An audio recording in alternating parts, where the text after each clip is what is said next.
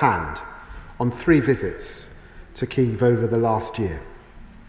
Their defiant blitz spirit as Russian missiles and drones rain down night after night after night.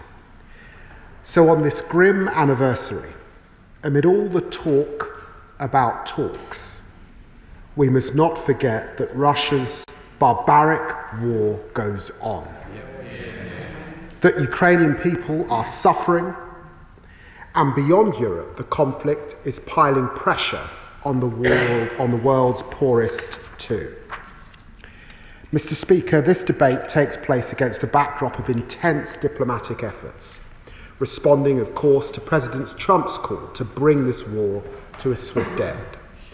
At the G20 in South Africa last week, I listened to Sergei Lavrov.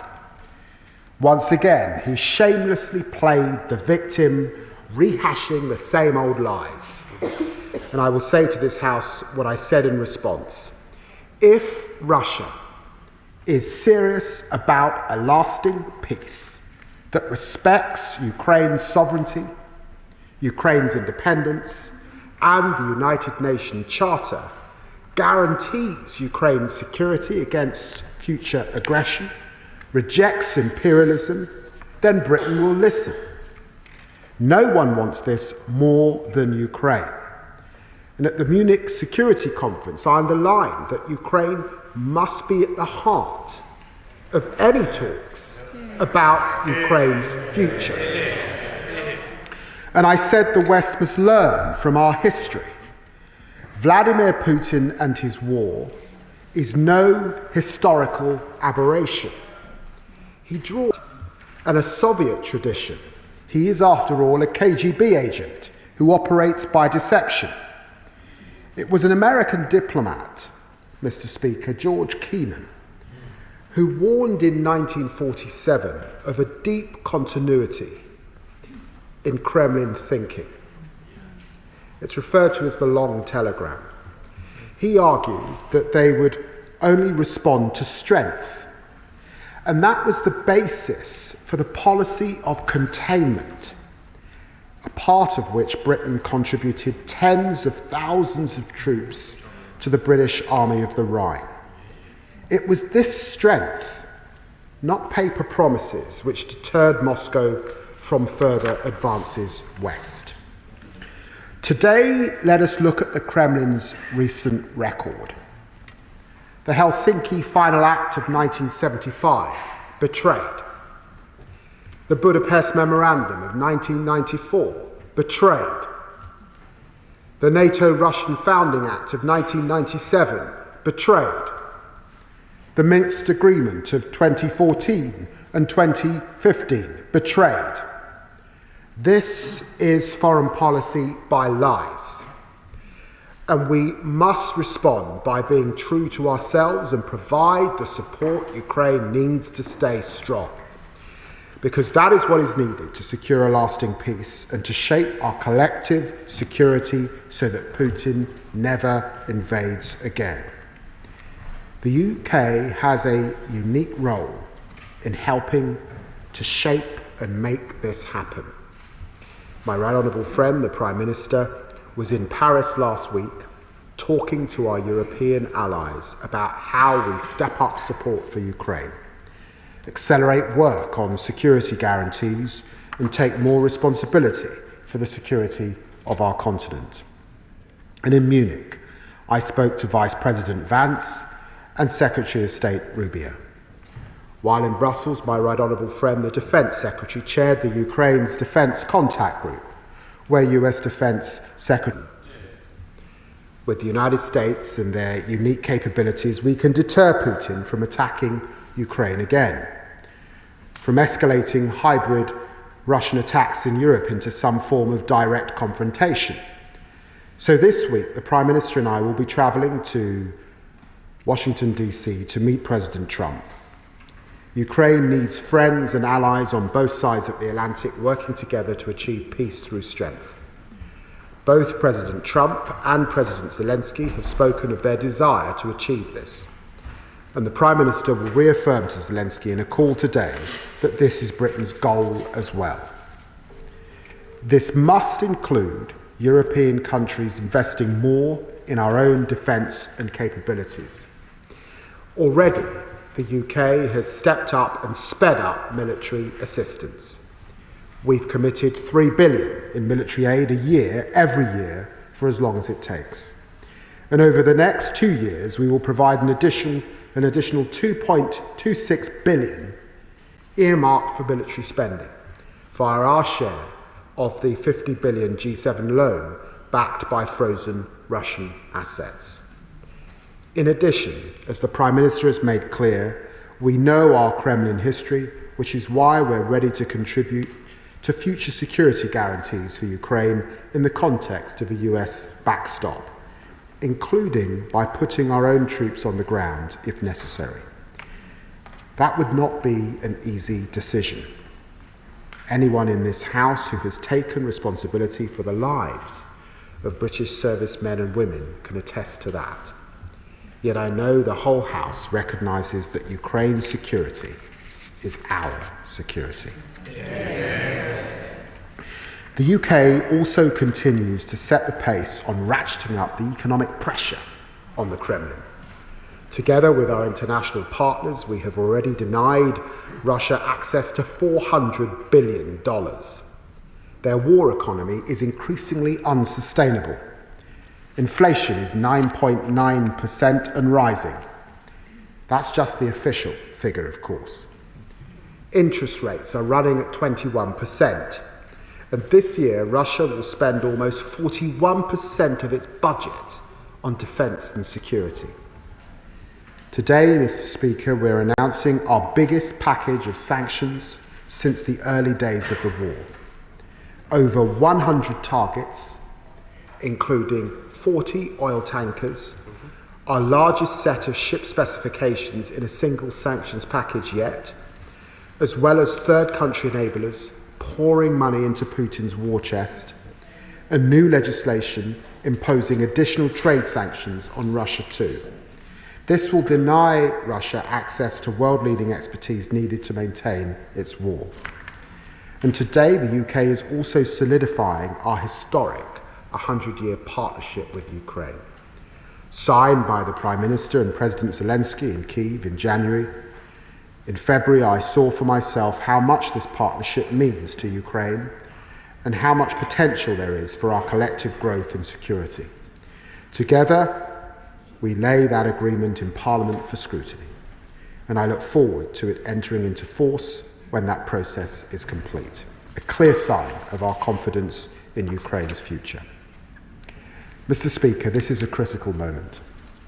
I want to acknowledge how colleagues have stood united these past 3 years, honourable members from all parties, as well as noble lords in the other place, the Shadow Foreign Secretary, several predecessors as Foreign Secretary.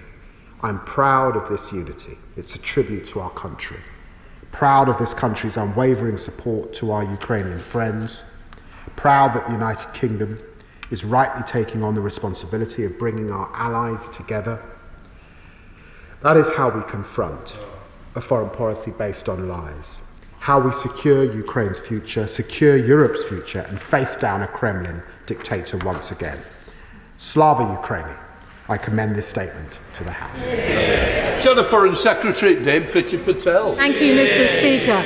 And I'd like to begin by thanking the Foreign Secretary for his statement and the advance sight of it as well. Because, Mr. Speaker, the House stands united with Ukraine on this absolutely grim milestone. 3 years on from Putin's full-scale invasion of Ukraine, we all think of the innocent lives caught up in this terrible conflict.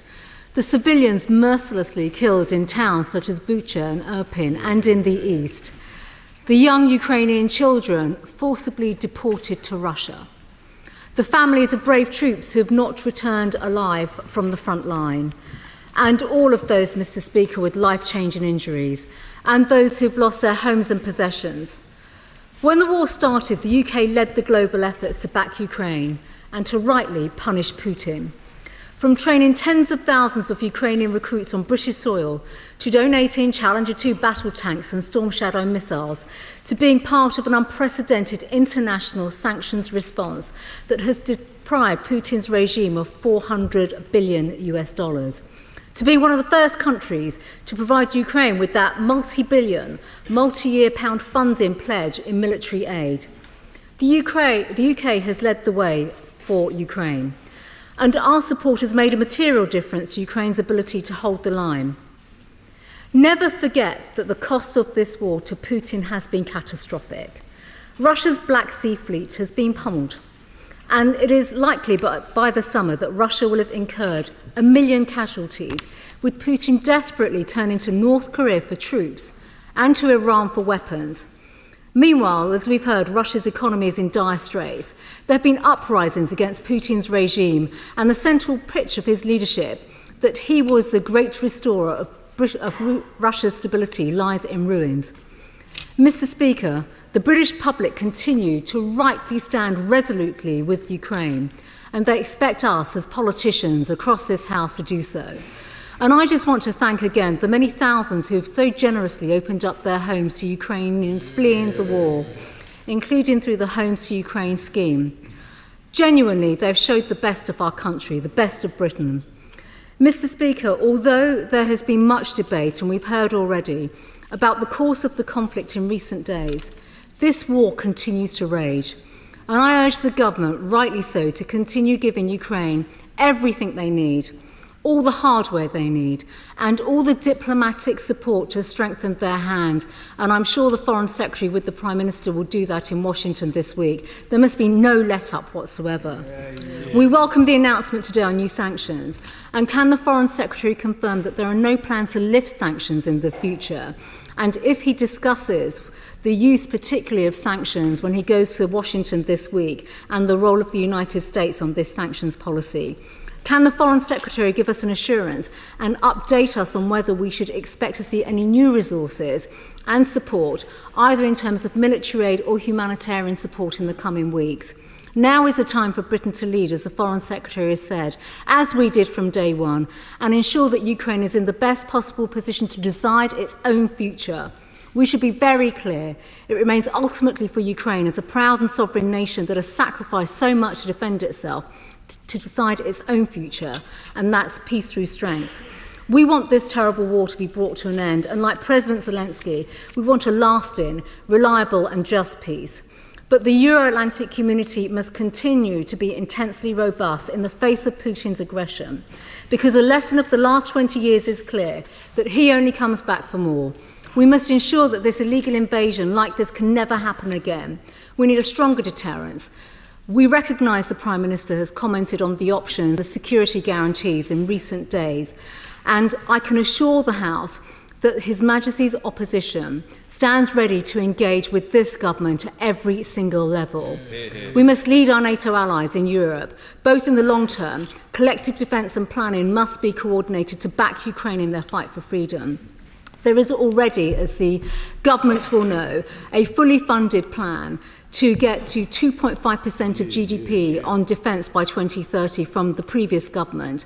And I would strongly urge this government to at least look at a minimum plan to match that commitment, and we will work with them in terms of how that is delivered, to set a new benchmark for other NATO countries to follow, and to fire up everything that we can on defence production. The US also knows that the UK has an influential role in NATO, and I'm sure the Foreign Secretary will be discussing that this week. I would also just like to say that in light of this target for 2.5%, it's not a goal in itself, it's an important step on that journey to increase the strength of our defence spending. And given the threats our nation faces, I would urge the government, and in fact the Foreign Secretary, because this is within his purview and his department, to review and repurpose some of the 0.5% currently spent on ODA to further our national defence and safety and security. Finally, the moral and economic case for mobilising sovereign assets of Russia to support Ukraine is very clear. The Foreign Secretary has spoken about this already. I would urge the government to do more. Mr. Speaker, we stand united as one house. Slava Ukraine. Foreign Secretary.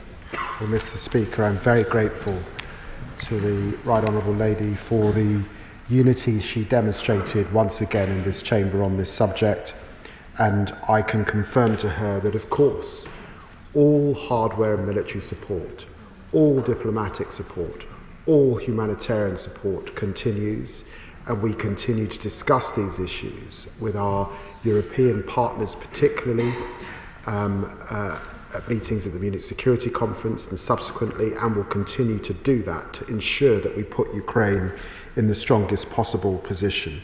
She rightly mentions the British casualties over these last few years, and there have been 17 British nationals who have served as members of the armed forces of Ukraine who've been killed in action, and we remember them on this day.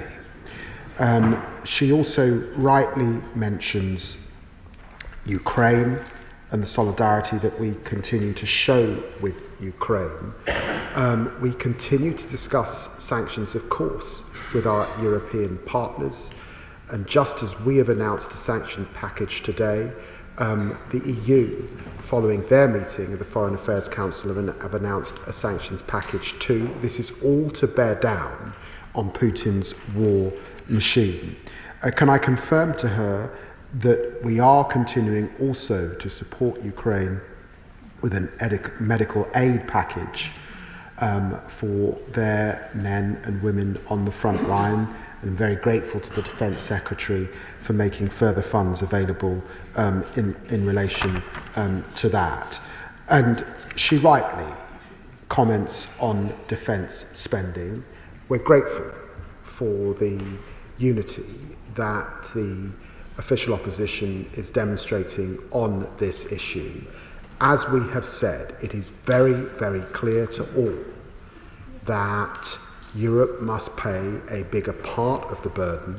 In capitals right across the continent, leaders are considering these issues, and we have said we will come forward with our plan shortly, and we will. And of course, in this context, NATO, and we've seen this from the Secretary General, have been very clear from both the burden sharing and the burden shifting environment that we are now in. Thank you very much, Mr. Speaker. In my role as Defence Committee Chair, I get the opportunity to meet many ambassadors, defence ministers, attachés and other stakeholders here in London, but also at events and gatherings like the Munich Security Conference. And there is considerable consternation and anxiety about whether, amongst them, about whether long-established and hard-earned alliances, rather than a short-term transactional approach, can still be relied upon. And given the reduced American presence, and as we mark the 3rd anniversary of Putin's illegal invasion of Ukraine, full-scale illegal invasion of Ukraine, people are looking for leadership. And I feel that this is our time as a nation to take that lead on defence and security matters in our continent. Does my right honourable friend, the Foreign Secretary, agree that it can be our Prime Minister who takes that lead in our continent while pulling together our transatlantic NATO and other allies in the process? Secretary. I'm very grateful to the Honourable Gentleman for his question. The UK has been ironclad in its support for Ukraine.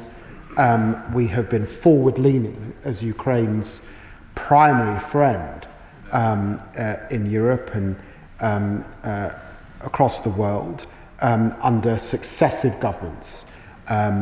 It is also the case that we have a special relationship with the United States. It's a special relationship underpinned by a lot of military and defence capability and support over many, many years, and of course a very close intelligence relationship. All of this we bring to bear in ensuring, of course, that we get a resolution to this terrible conflict, but the resolution that means that we have an enduring peace where Ukraine is at the centre of those discussions, and he should be absolutely sure that the UK intends to play its part, and it's why we will meet with Donald Trump this week, but also the Prime Minister has been at the centre of much shuttle diplomacy over this last period. Just spokesperson Thank you, Mr. Speaker, and I'd like to thank the Foreign Secretary for advance sight of his statement. Today marks 3 years since Putin launched his barbaric, full-scale invasion of Ukraine. Many people, including Putin, expected Russian tanks to capture Kyiv in days. Yet Putin failed to consider the resolve of the Ukrainian people. 3 years on, Ukrainians bravely continue the fight against Putin's imperialism in defence of their sovereignty. The UK and this House has stood together with Ukraine throughout these darkest hours. Across the country, people opened their homes to Ukrainian guests and demonstrated their opposition to Putin's war. We must continue to support Ukrainians living in the UK, including by providing urgent clarity on what permanent options to remain the government will introduce for them. The past week has, however, exposed the fragility of the West's support for Ukraine. In parroting the Kremlin's false claims that Ukraine started this war and that President Zelensky is a dictator, President Trump has shown that the US can't be trusted to support Ukraine's defence. That is why the UK, working with our continental allies, must step up to lead in Europe. This must include the UK committing to spend 2.5% of GDP on defence as soon as possible, and all parties working together to build a consensus on reaching 3%. The Liberal Democrats support the government's suggestion that British troops could join a reassurance mission in Ukraine if a just settlement is reached. This would depend on parliamentary approval for such military deployment. We also support the government's announcement today of new sanctions targeting Russian kleptocrats. I urge the Foreign Secretary to add the pro-Russian founder of Georgia Dream, Bidzina Ivanishvili, to that list. The government should also now move to seize the frozen Russian assets totalling £40 billion across the UK and Europe and channel these funds into Ukraine's defence. As a start, can the Foreign Secretary update the House on what is delaying the release of the £2.5 billion that was promised to Ukraine from the sale of Chelsea Football Club? This week in Washington, the Prime Minister and Foreign Secretary must make clear that the UK will continue to stand side by side with Ukraine for as long as it takes to preserve Ukrainian sovereignty. Slava Ukraini. Foreign Secretary.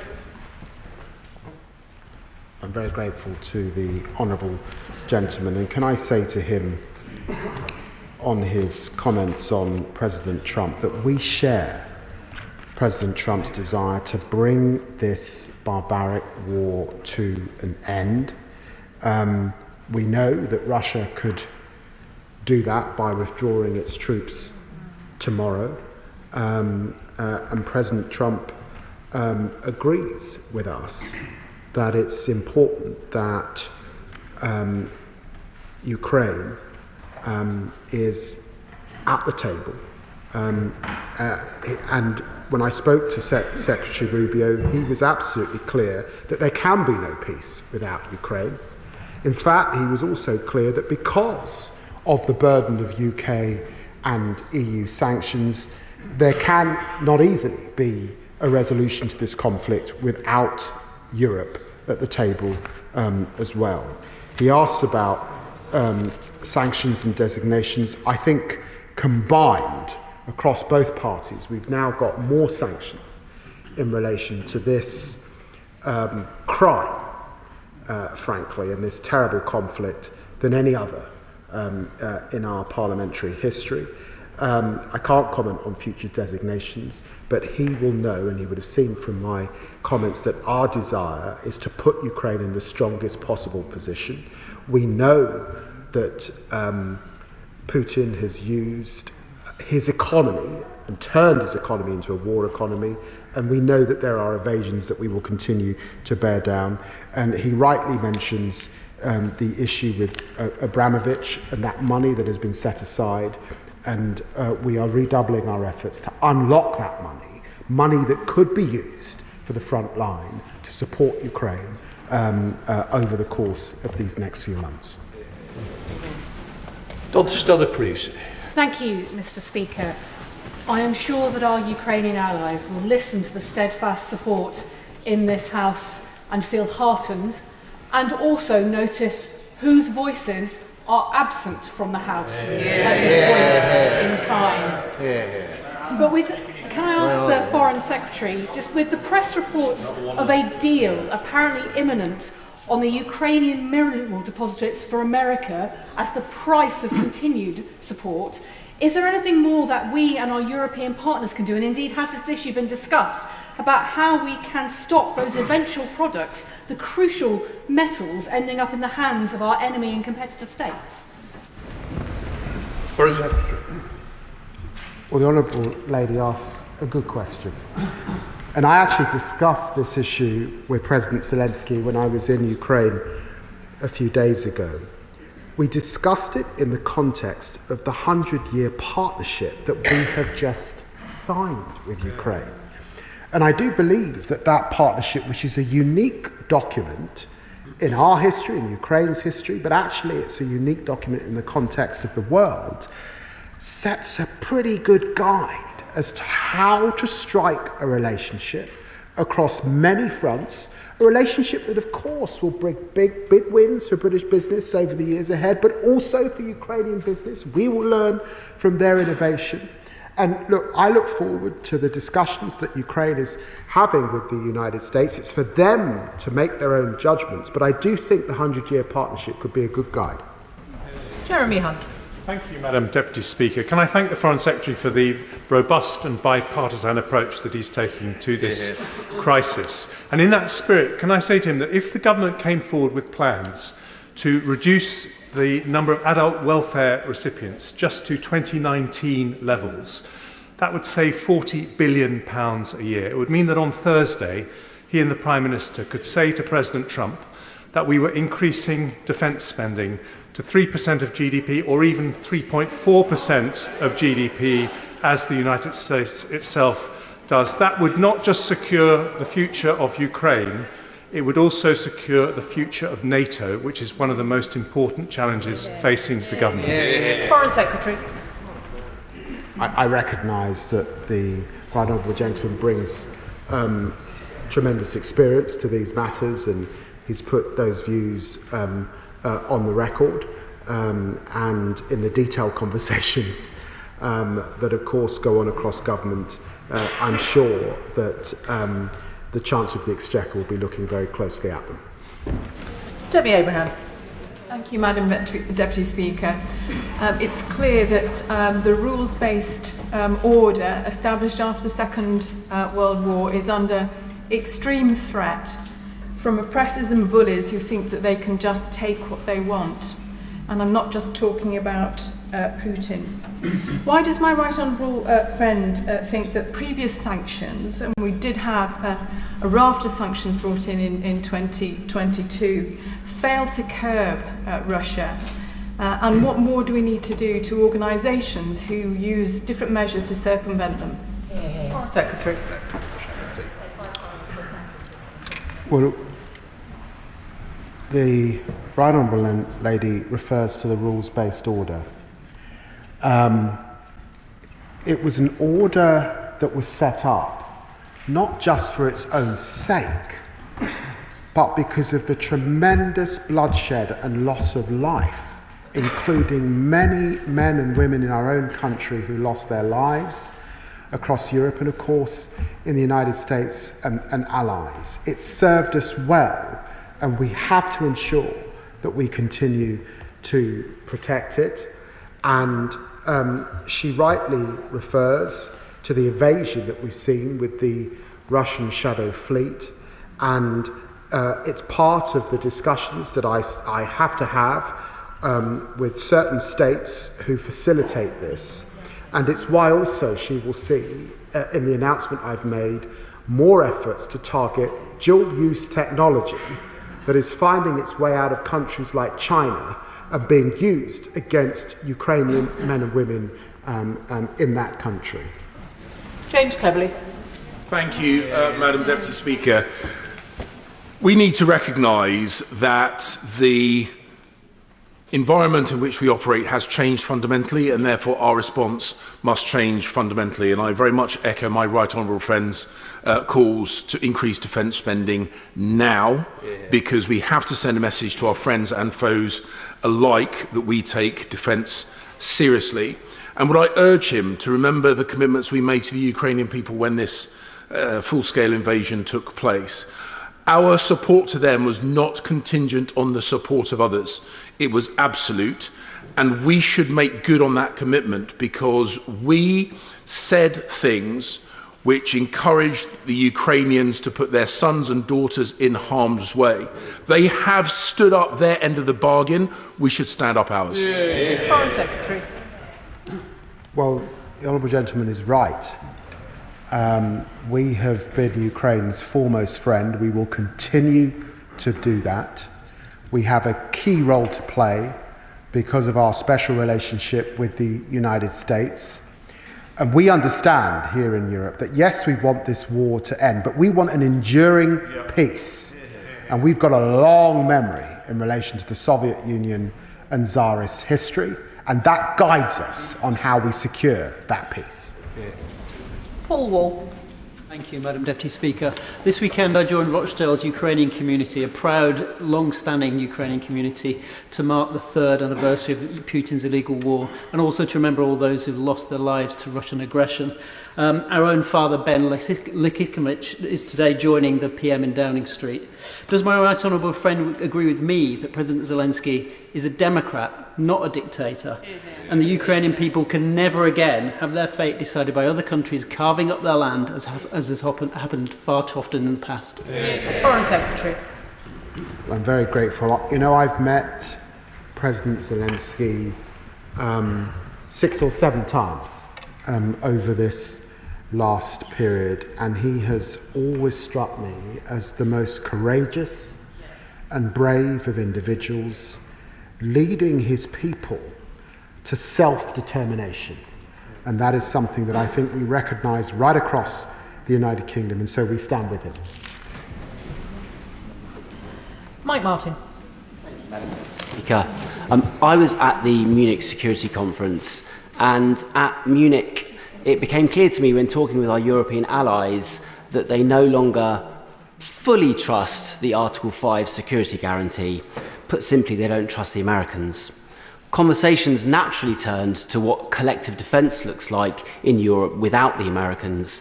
And last night, Chancellor-elect Merz said that conversations are happening at the highest levels on precisely this. Will the Foreign Secretary comment on whether the UK is included in these conversations and what the content of them is? Foreign Secretary. Well, can I just say to the honourable gentleman, NATO has stood the test of time as the greatest modern-day alliance we've ever seen, and is strengthened further with Sweden and Finland joining NATO in this last period. And of course there is a debate in Europe. There is a debate about burden sharing. There is a debate about burden shifting. And there are some who think there's a debate about burden dumping. But it's a great alliance, and we work across that alliance, and successive US presidents, right back to Roosevelt, Obama, and of course President Trump, have rightly said that Europe have to do more, and that is now what we have to do. Derek Twigg. Thank you, Madam Speaker. It has been mentioned about spending and GDP, and I think it's very clear from recent events that we cannot wait to 2030 to get to 2.5% of GDP. In fact, we should be exceeding that. But my question is this to the Foreign Secretary. In the lead-up to any negotiations, it's absolutely essential that we ensure that Ukraine is in its strongest possible position, and that includes militarily. Therefore, it's absolutely essential as well that we speed up help and support as quickly as possible. And with that in mind, I understand that the Ukrainian defence industrial base has capacity to increase their weapons and equipment production. Therefore, can we do more to get funding to their defence industrial base to ensure they can produce more equipment and weapons, whereas we're stuck in the problem, we have a problem in terms of our industrial base not being able to gear up that quickly? Foreign Secretary. Well, my honourable friend asked an excellent question about Ukraine's industrial base, and just to give an example of this, drone technology is improving at pace around the world, and the country leading that technology is Ukraine. We have much to learn. We've laid the 100-year partnership. That capacity and capability is part of that partnership, which he will be pleased about. But he's absolutely right. We can't wait. We've got to act now. That is what was being discussed when the Defence Secretary was in Ukraine a little while ago, and it's what I was discussing with Ukraine just in a few weeks. So yes, we will accelerate how both our agencies work together and allocate the funds that are necessary. Andrew Mitchell. The whole House, Madam Deputy Speaker, will want to wish the Right Honourable Gentleman and the Prime Minister a strong and successful visit later this week. He will be able to agree with the President about the importance of all European members of NATO stepping up and playing their part in the very significant figure for increasing defence expenditure, which we all now require to see, while of course never forgetting what General Mattis has said about the important part of the mix that development spending plays in national defence.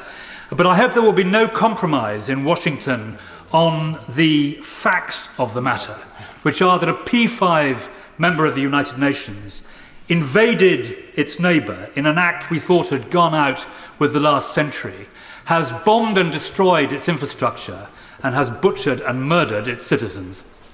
Foreign Secretary. Well, the Right Honourable Gentleman reminds the House of the seriousness and the responsibilities that we have as permanent members of the UN Security Council. And we have that seriousness, and that seriousness is underpinned by the UN Charter, which was of course breached by Russia, and in doing so it has made a serious hole in how the UN Security Council works. Let us get beyond that, but in order to do that, Russia should withdraw and should come to the table really with the central issue of peace and making amends at their heart. Jeevan Sander. Thank you, Madam Deputy Speaker. Keeping ourselves safe here means showing Putin we have the resolve and the resources to defeat him. And indeed, we do. In European NATO, our combined GDP around $24.5 trillion. The United States, $27 trillion.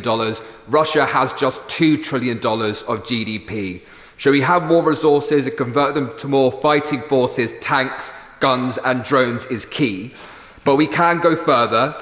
Central bank assets are held across ourselves and our allies. Over £200 billion in total, £170 billion in Belgium, £26 billion here, reserves that Putin could use in the future to rebuild his armed forces. So can the Minister assure me that he's doing everything he can to convince our allies to seize those assets, to keep us safe and to fund Ukraine? Foreign Secretary. Well, the Honourable Gentleman asked a good question. If we're serious about the responsibility of burden sharing across Europe and indeed G7 nations at this time, then one of the issues on the table is moving from freezing assets to seizing those assets. It's a live discussion. There are other ways to find the funds. And of course, this was a topic of discussion at Munich. It was a topic of discussion at the G7, but we must now move from discussion to action. Sir Julian Lewis.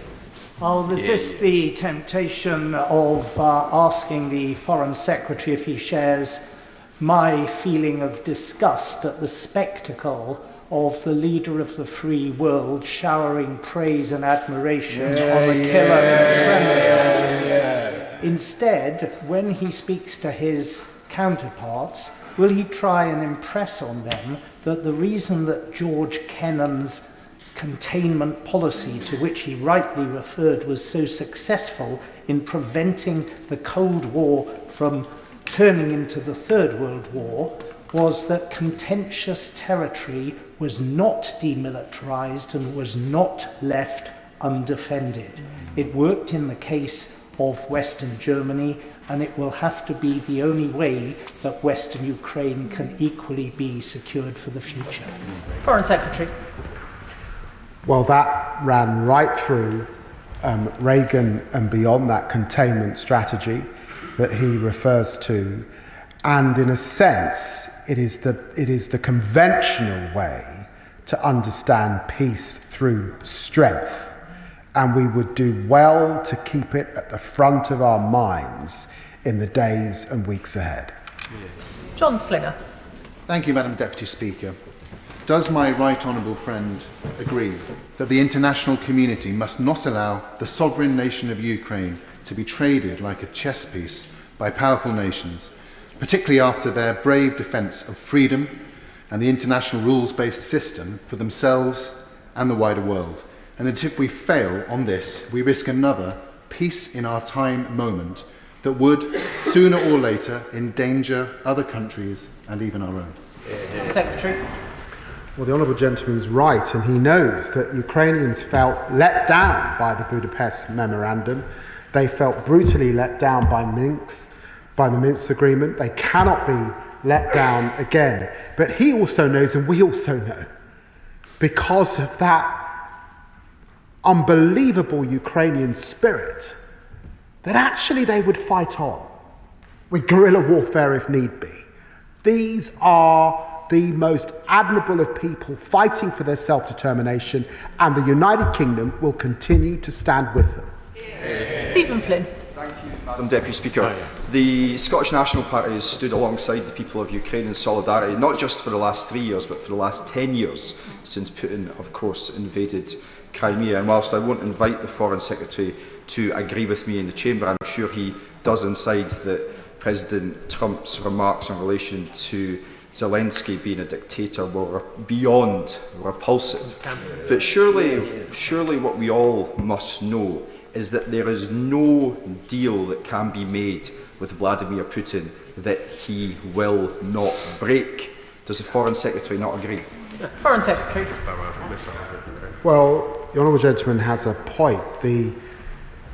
Russia and Putin have been clear on the terms. And the terms that they want for peace have often included the removal of 14 members of the 32 NATO members. That's unacceptable. We've seen Finland and Sweden join more recently, and their preconditions for talks have been that that Ukraine should effectively give up the territory that they are now in. Such demands, it seems to me, show an utter contempt for Ukrainian territorial integrity. They're not serious about discussions until they reconsider the criteria that we heard once again from Lavrov last week. Tulip Siddiq. Thank you, Madam Deputy Speaker. My constituent and her son moved to this country under the Homes for Ukraine scheme. My constituent has a very stable job here, and her son is doing A-levels at the best maths school in London. My constituent's very worried that her 18-month visa extension will expire in the middle of her son's A-level exams. So could I ask the Foreign Secretary, what conversations is his department having with the Home Office to ensure that young Ukrainians who moved here through no fault of their own do not disrupt their education and can build a life for themselves? Foreign Secretary. Well, I'm very grateful to the Honourable Lady, and it puts on record the tremendous support the British people have given to Ukrainian refugees. And it allows me to say that there is still a war, there is still need for those people to seek sanctuary in our country. It's my assessment that Putin is not showing a serious willingness to negotiate, and it may be that negotiations go on for some time. So I'd want to reassure her constituent, but of course we're in close dialogue with my friend, the Home Secretary. Sir Roger Gale. Thank you, Madam Deputy Speaker. Some of us are old enough to remember Hungary in 1956. Some of us are old enough to remember Czechoslovakia in 1968. None of us, Madam Deputy Speaker, want to see Ukraine sacrificed on the same altar of expediency. So when the Foreign Secretary and the Prime Minister go to Washington, they will know that they carry with them the good wishes of almost all of this House. Yeah. Ukraine is not for sale, can never be for sale, and this is not a transaction. The United Kingdom will stand with Ukraine for as long as it takes. Foreign Secretary.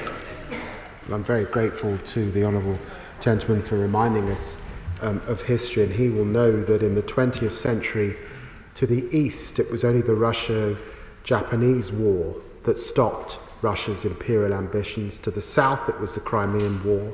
And of course, to the west, it was that containment strategy to which I referred, and of course, NATO. This is the history that is our best advisor as we approach the matter of peace. Mark Seewitz. Thank you, Madam Deputy Speaker. I start by commending the people of Ukraine for resisting the murderous dictator Vladimir Putin for as long as they have. They are heroes. Almost every member of this House knows that if we fold in our support of Ukraine now, if we give Russia what it wants now, then Vladimir Putin will only come back for more. Our national security is at stake. Does the Foreign Secretary agree that it is in everyone's interests, Britain's, Europe's, and America's, to ensure that any potential peace deal includes Ukraine at the table?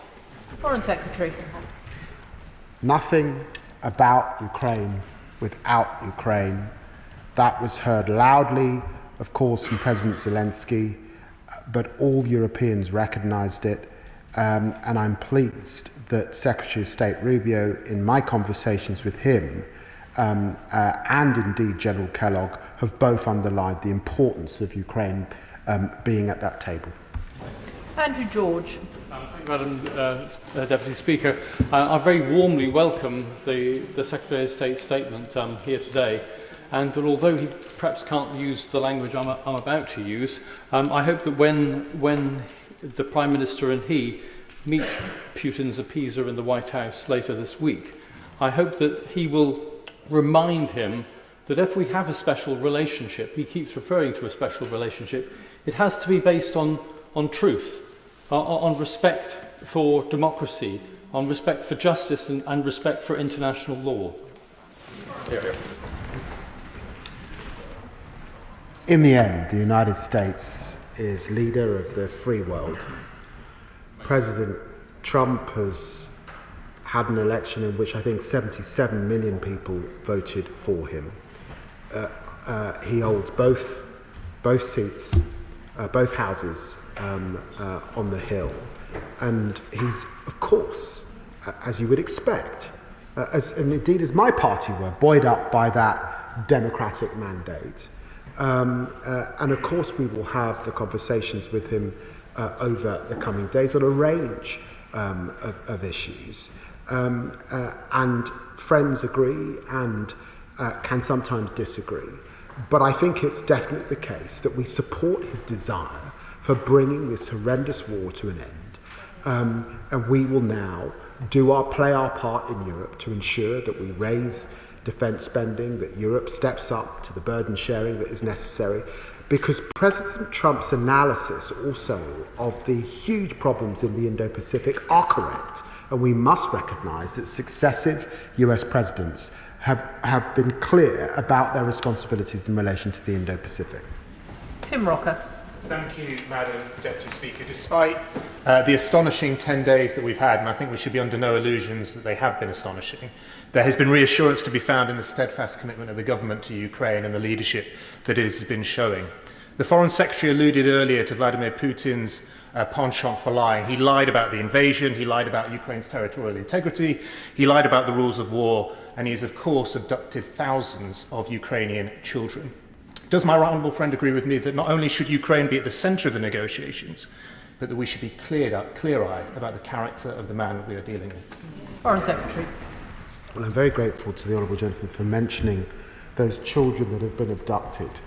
On the last two occasions that I have been in Ukraine, I have met with those children. Children that were viciously taken from their homes, and there was an attempt effectively to brainwash them from their histories. And we are supporting organisations that seek to get those children back and reunite them with their families. And I have also launched a Children in Care initiative, and I was very pleased to be with Madam Zelensky when I was last in Ukraine, supporting again vulnerable children with their foster families. Dr. Andrew Murison.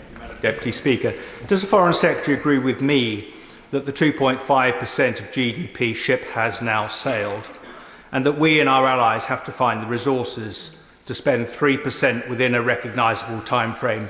And when he's in Washington this week, will he discuss with his interlocutors how the billions of pounds he proposes to give Mauritius for taking on the Chagos Islands could be better served by being devoted to building and re-equipping our armed forces? Foreign Secretary.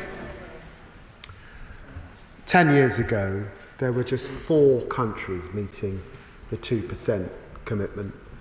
Today, that has risen to 23. And of course, right across the alliance, countries are understanding that they have to do more. We will set out how we will do more very, very shortly. And as the matter today is Ukraine, you'll forgive me, I won't discuss issues to do with Bayat. I'm sure you'll have an occasion, oral questions tomorrow. Calvin Bailey. Thank you, Madam Deputy Speaker. Just over 3 years ago, I flew the penultimate UK mission into Kyiv to deliver material essential to the defence of Ukraine ahead of the illegal full-scale Russian invasion. Since then, Ukraine has been defending European security, the UN Charter and liberal democracy against Putin's assault on these shared interests and, in the words of the Declaration of Independence, the inalienable rights of life, liberty and the pursuit of happiness. Does the Foreign Secretary agree with me that in order to free Ukraine from Putin's tyranny and imperialist ambition, and to ensure the words of the Declaration of Independence are realised for all, that UK leadership in the coordination of European and transatlantic allies is essential? Foreign Secretary. Yes, yes, yes. I say to my honourable friend, and I think all of us pay tribute to our armed forces, to his work in our armed forces, and it's because of that work over so many years, that sacrifice, that I think the spirit of this country guides us to stand solidly with Ukraine on a cross-party basis. He's right to pray and aid those words that underpin our values and indeed global values as underpinned in the UN Charter. That is what we are fighting for, and we will not give up. Sir Desmond Swain. Does the Secretary of State regret recanting the original views that he expressed in assessing Trump? And can I urge him that when the time is right, and it certainly isn't any time now, he will consider following the example of Archbishop Cranmer by plunging the offending hand first into the flame? Foreign Secretary.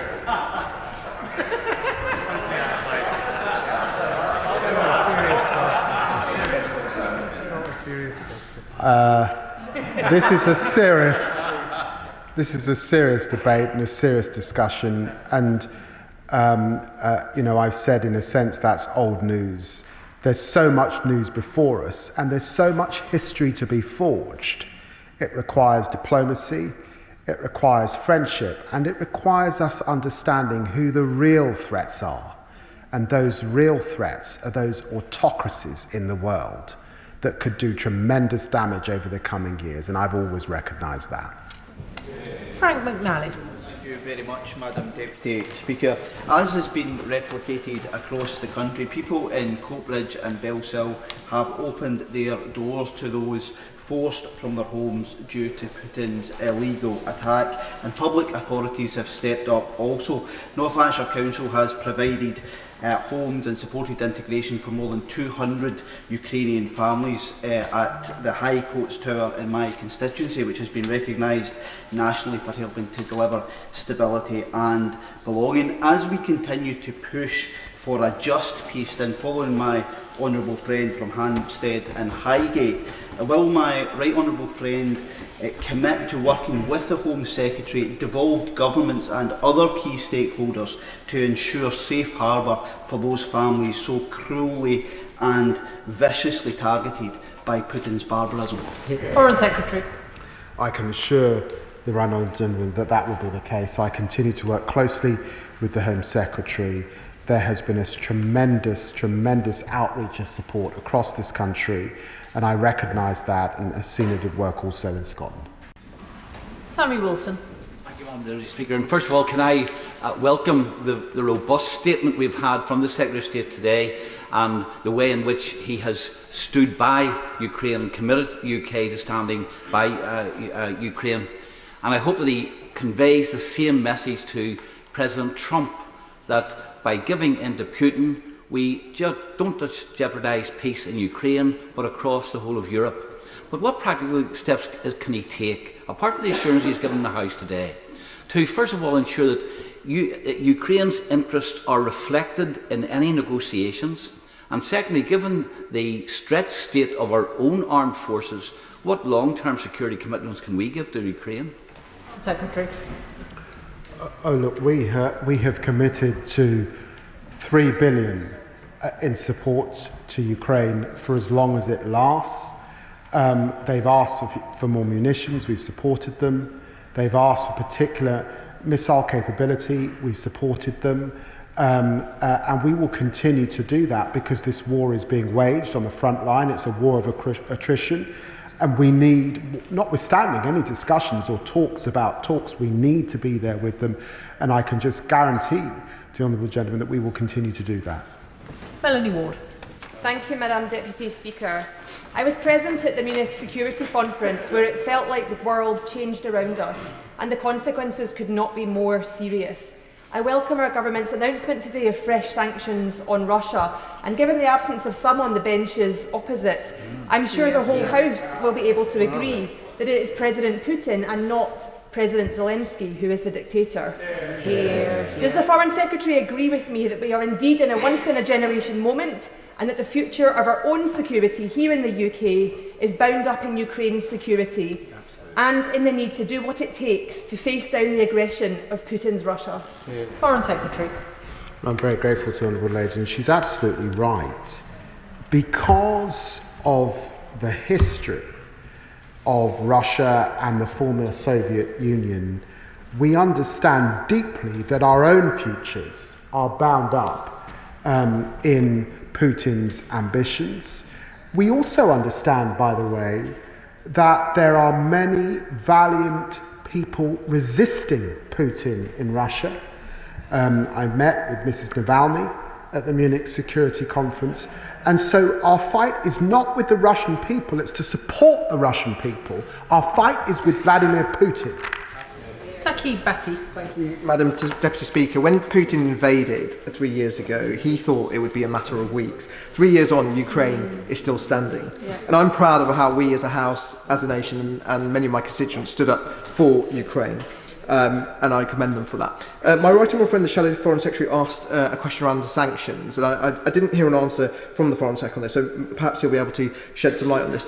When the Prime Minister meets with President Trump, will he be raising the issue of the new sanctions, which I welcome, and will we be urging the US to follow suit? Foreign Secretary.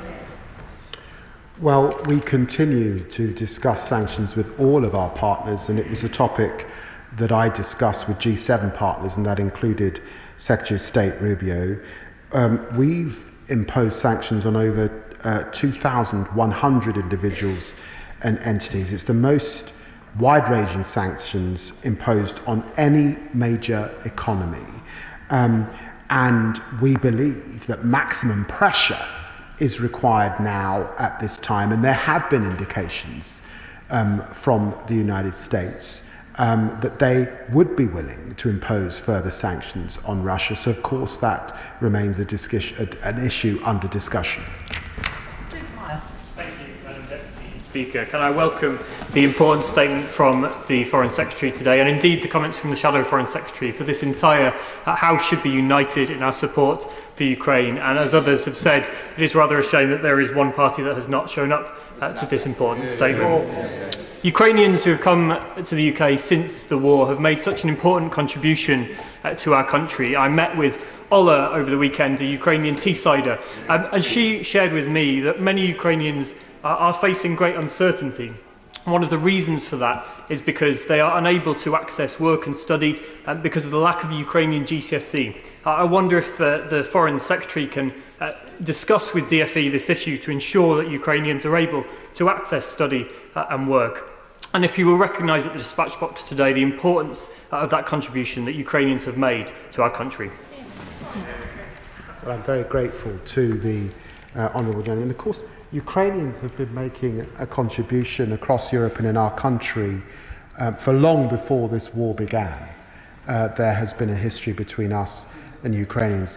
He makes a very good point in relation to the Ukrainian language, but I might say I've met many Ukrainians and I admire the way that they've so quickly learnt the English language. But I will take forward the recommendation he makes to the Education Secretary.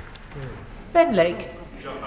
Can I join others in commending the Ukrainian people for their bravery in the face of Russian aggression and indeed the government's steadfast support for the nation's sovereignty. The Foreign Secretary made reference in his statement to the need for European nations to contribute more to future security guarantees for the Ukrainian people. And can I ask him if he envisions that more bilateral and multilateral agreements between European allies might play a part in that endeavour, much in the vein of the Lancaster House treaties or indeed more latterly the Trinity House agreement? Well, he's right. As the UK, we have sought to forge strong relationships with key partners across Europe. We look forward, once the new government is formed in Germany, to signing a new treaty with our German friends, to updating Lancaster House. So he's right that bilaterally this is very important. I believe that NATO is the central underpinning of European security, but we do need to work together across Europe to increase our industrial defence capability, and we do need to find more funds to increase our defence spending right across the European family, and that is something that I think he'll hear more about in the coming weeks and months. Jonathan Brash. Thank you, Deputy Speaker. The Foreign Secretary was absolutely right to say that if Russia is serious about a lasting peace, that it must respect Ukraine's sovereignty. But given that they have shown absolutely no signs of doing so, will he reiterate that we will stand shoulder to shoulder with Ukraine no matter what, and further reiterate, even for the members who have not chosen to be with us here today, that this country does not appease fascists, it opposes them? The honourable gentleman is absolutely right, and that is why, since February 2022, the United Kingdom's total military, economic and humanitarian support for Ukraine amounts to 12.8 billion. That is our commitment to Ukraine so far, and that commitment will continue. Monica Harding. Thank you, Madam Deputy Speaker. I am very proud that in my constituency of Eastern Walton, over 600 Ukrainians have been hosted through the Homes for Ukraine programme. And 3 years on, my constituents stand with the Ukraine. They know that Ukraine has protected Europe's front line for 3 years. They know that if Ukraine's fight is one that affects us all, and if Ukraine loses, Europe loses, and they know that Ukrainians are fighting for the values of our forebears, the British values of democracy and freedom. And so will the Foreign Secretary commit to stand by Ukraine, steadfast, even when others do not?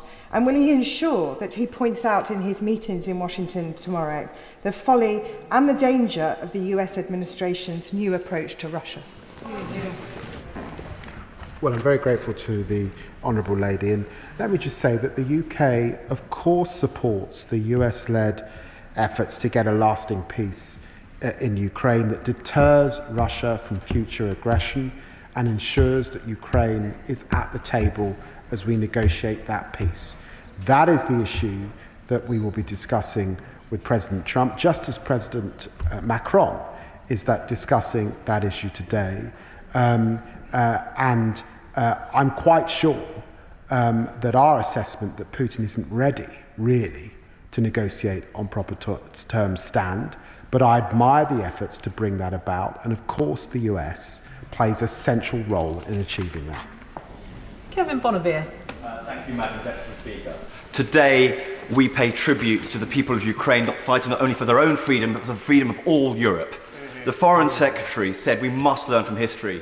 Over 80 years ago, in Munich, this country and others talked away the future of Czechoslovakia without it being there and stripped it of its vital resources.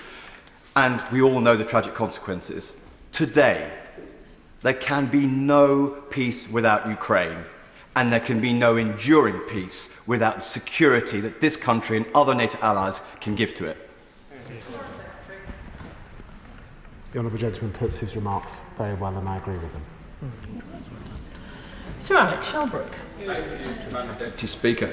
Madam Deputy Speaker, I can barely believe I've got to say this to the Foreign Secretary, but he'll be unaware that in past moments the United States has just voted against the UN resolution condemning Russian aggression in Ukraine. What?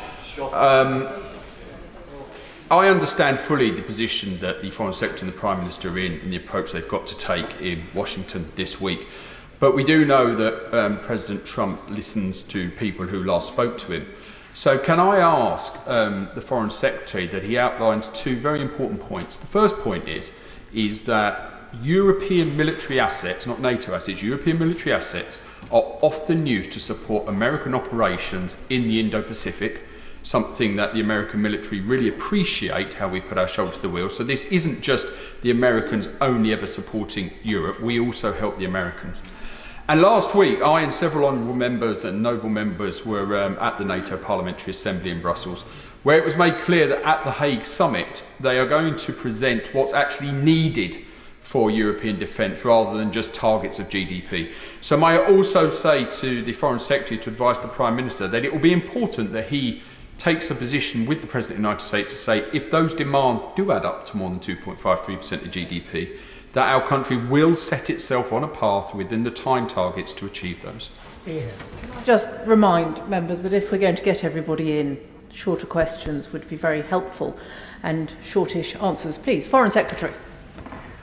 Well, he mentions the Indo-Pacific, and it's important that we remember AUKUS in relation to that and our critical partnership with Australia and the United States. And quite rightly, he mentions defence spending. Much has been said in this chamber, and much, I'm sure, will be said when we go to the United States. Chris MacDonald. Thank you, Madam Deputy Speaker, and I'd like to thank the Foreign Secretary for a very strong statement. He said that Ukraine's security is our security. Does he also agree with me that this is a fight for democracy, one where we need to tackle misinformation both at home and abroad, and where we need to maintain our steadfast commitment to Ukraine's sovereignty? Well, I'm very grateful to the gentleman mentioning that, because there is a hybrid warfare taking place as we speak. Countries like Moldova are at the forefront of it, with sabotage and attacks constantly on their infrastructure, on their internet services, a hybrid warfare, and of course it's taking place against our own country. So he's absolutely right. This is not just a hard war and a hot war, it's a hybrid war, and we have to be vigilant. Adrian Ramsey. Thank you, Madam Deputy Speaker, and I welcome the Foreign Secretary's statement. It is indeed important that we have cross-party support across this House, standing in solidarity with Ukraine and being clear that Ukraine must be front and centre of the peace talks which must take place. But it's deeply disturbing to see some of the comments that we've seen from President Trump, including the absurd claim that Zelensky is a dictator, the ridiculous suggestion that Ukraine started the war. So therefore, when the Foreign Secretary and the Prime Minister go to Washington later this week, will they make clear to President Trump that Ukraine must be at the centre of these peace talks and that the Ukrainian people have an absolute right to self-determination? Yes, there must be no negotiation about Ukraine without Ukraine. As I've said, we've seen very little sign that Putin is abandoning his goal of subjugating Ukraine. Russia's continued to escalate this war, including through deploying, of course, DPRK troops and barbaric attacks daily on Ukrainians, innocent civilians, and their infrastructure and energy supplies. Josh Dean. Thank you, Madam Deputy Speaker. On Saturday, I joined Ukrainian families and residents in Bishop Stortford to remember those who have lost their lives and suffered throughout this conflict ahead of the 3rd anniversary. A reminder that in Hertford and Stortford, as across the country, we stand firmly with the Ukrainian people. So as we mark that 3rd anniversary, will the Foreign Secretary reiterate to the Ukrainian families who have found safety in my constituency, and indeed all Ukrainian people, that this government will continue to advocate for Ukraine's sovereignty and for it to be given a seat at the table right at the heart of any future negotiation? Well, the Honourable Gentleman's constituency is a constituency I know well, and I'm very pleased to give his constituents that affirmation. Alistair. Deputy Speaker, no member of this House should be in any doubt as to who the aggressor is in this situation, as to who the dictator is, and as to who started this war. And no one should give cover to that dictator who started this war. The Prime Minister has said that he anticipates, if there's a peace, a post-peace situation, where there will be British troops on the ground in Ukraine, with what he termed a US backstop. Does the Foreign Secretary agree that the prospect of a US backstop would be greatly enhanced if the European nations began to more thoroughly shoulder the burden financially that has been shirked in recent years? Yes, I do. Yes, I do. I think that there was complacency in that post-Cold War period across the European families. And at this dispatch box, we've lamented that the United Kingdom has fallen to 2.3% of GDP. So he's right. This is the time to step up. This is the time to demonstrate peace through strength. And look, if you're in the Baltic nations, you're very, very clear about your responsibility at this time. Jonathan Hinder. Thank you, Madam Deputy Speaker. And like the Foreign Secretary, I am incredibly proud of the role that the UK has played in supporting Ukraine. I'm especially proud of the role my constituents in Pendle and Clitheroe have played in welcoming Ukrainians into their homes and into our community. But if we are to stop Putin, Britain must get real on defence. Does the Foreign Secretary agree with me that we must now urgently rearm well beyond the existing 2.5% target, and so that with our European allies we can protect our precious democracies? Well, as I said, we'll set out defence spending, further defence spending shortly. Claire Young. Thank you, Madam Deputy Speaker. Those NATO countries bordering Russia are understandably stepping up their defences without waiting for others to take action. So can the Foreign Secretary update the House on what discussions he has had with those countries? Well, I met with the Polish Foreign Minister at the Munich Security Conference and Baltic colleagues to discuss these very same issues. And she's absolutely right. Those countries have been aware of the threat for some time. And it allows me to say that when we talk about security guarantees in relation to Ukraine, of course, it's also important to recognise NATO's eastern flank. And many of those countries would have to know that they are supported on efforts to give US security guarantees. And that's why the US backstop is so important. Colin Eastwood.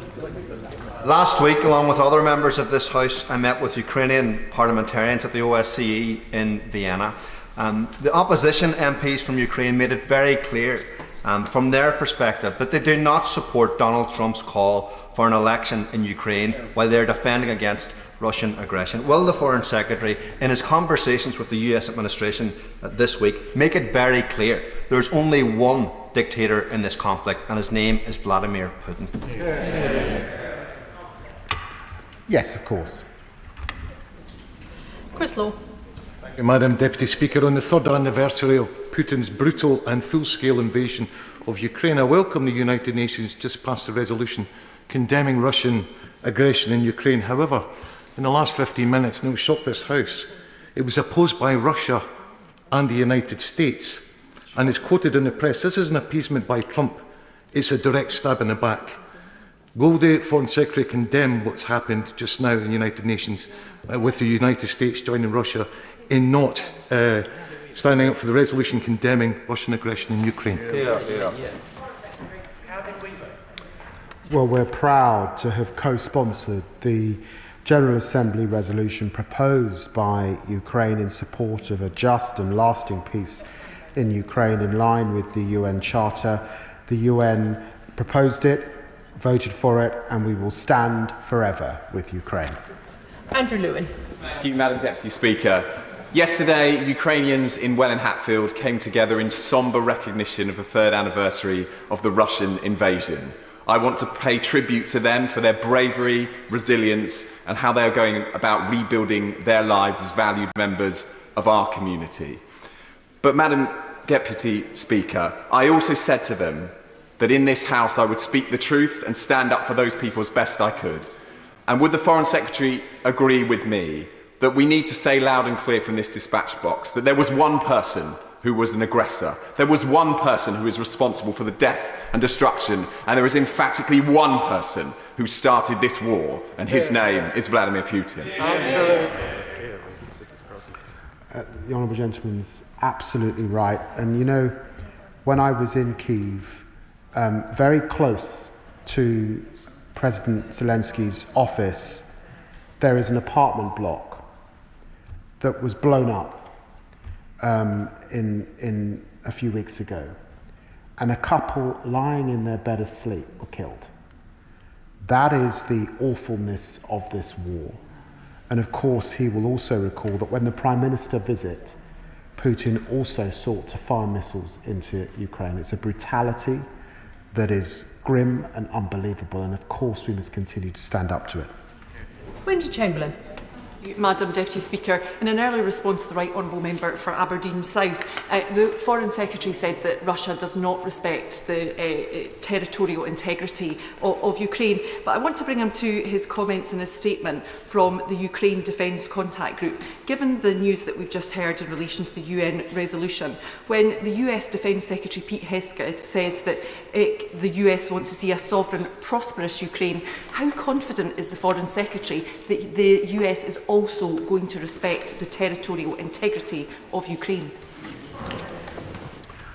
I'm very pleased that the US is attempting to bring this horrendous war to an end. That does require conversations with Russia.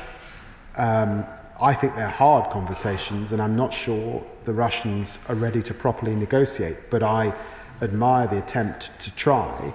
And it's important that Ukraine is at the table. It's important that Europe steps up with the burden sharing and increases its defence. And those are the issues that we'll be discussing with President Trump in the coming days. Paul Davis. Thank you, Madam Deputy Speaker. Online propaganda from the Kremlin has become a disturbing reality. Social media, especially on platforms like Facebook and X, have been flooded with the claim that Ukraine is solely responsible for the war. It's extraordinary. May I ask the Secretary of State what measures are being taken to combat the propaganda being spread by governments that blame the Ukrainian people for the conflict? Well, these are important issues, and I know that they're issues that preoccupy my honourable friends in the Department for Culture, Media and Support, and my honourable friend in the Department for DCIT, and they are looking further at these issues and what more we can do. Robin Swan. Thank you very much, Madam Deputy Speaker. The Prime Minister has said this morning that Russia doesn't hold all the cards. And I welcome the Foreign Secretary's announcement of the further sanctions that are being brought in. But can I ask him to assure this House that he will work on all international and national levels to ensure that President Putin doesn't get a new hand that actually allows him at an international level to proceed with bluff and bluster and bullying that actually brings the Ukrainian people to their knees, which we haven't seen to date, and that this House and this government will stand resolutely with the people of Ukraine. Well, the Honourable Gentleman's right. It's why I met with G7 foreign ministers and we were able to issue a joint statement on Ukraine 10 days ago.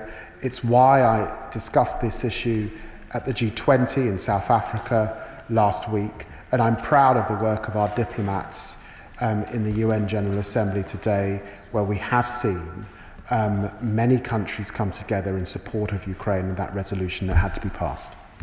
Helen Maguire. Madam Deputy Speaker, today of all days we must remember that over 1 million have been killed or wounded in Ukraine since the illegal invasion. Now, I just came from talking to a group of Ukrainian individuals who support Ukrainian veterans. They welcome the medical expertise that the UK has provided the Ukrainian military hospitals. However, there are also thousands of civilian casualties, and they're asking if the UK can also provide medical expertise in the civilian hospitals. Will the Minister look into whether the UK can provide this support as well? Well, I'm very pleased of the decisions that have been made by myself and the Defence Secretary to support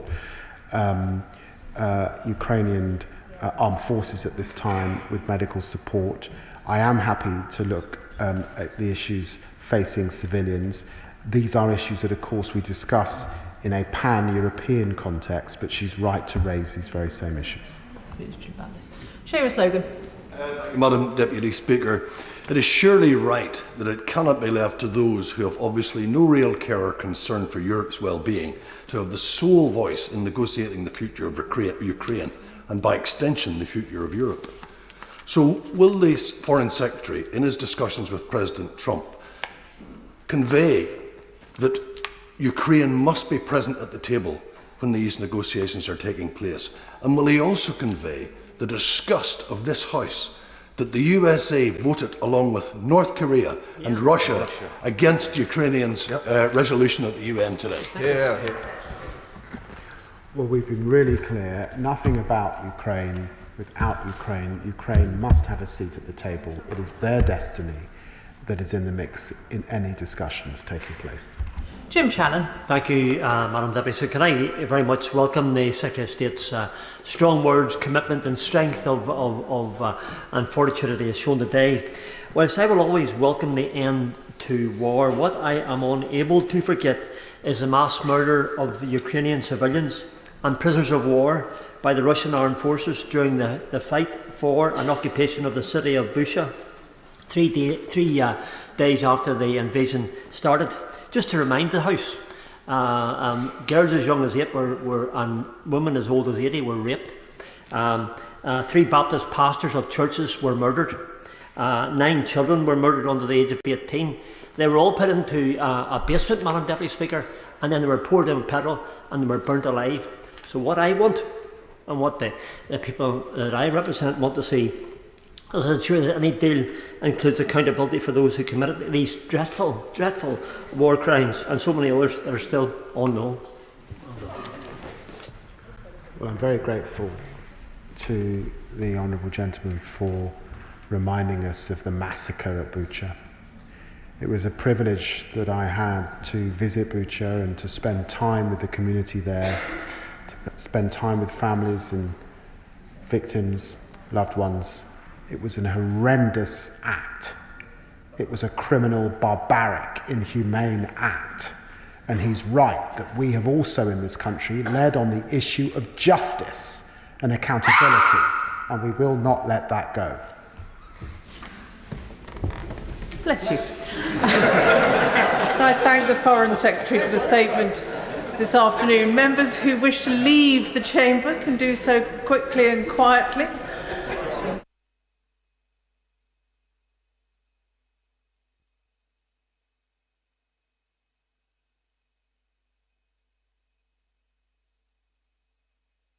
Brings us to the second statement this afternoon. Breakfast Club early adopters. Secretary of State for Education, Bridget Phillipson. Thank you, Madam Deputy Speaker. With permission, I will now make a statement to update the House on this government's work to deliver free breakfast clubs and give every child the best start in life. This is a government that acts on its principles, that delivers on its promises, that drives the change this country needs. Change that is felt in our villages, towns and cities. Change that will help families with the cost of living. Change that lifts the life chances of children across our country. Because, Madam Deputy Speaker, that's where change begins. That's where the biggest difference can be made during those early years of life and on into primary school, where the possibilities still stretch out. Our action is urgent. Far too many children growing up in this country are held back by their background, denied the opportunity to go on to happy and healthy lives, the bad luck of a tough start weighing down their life chances. I won't stand by while these children are let down, because I believe that background shouldn't mean destiny. Every single child deserves the very best start in life. To achieve and thrive at school is the right...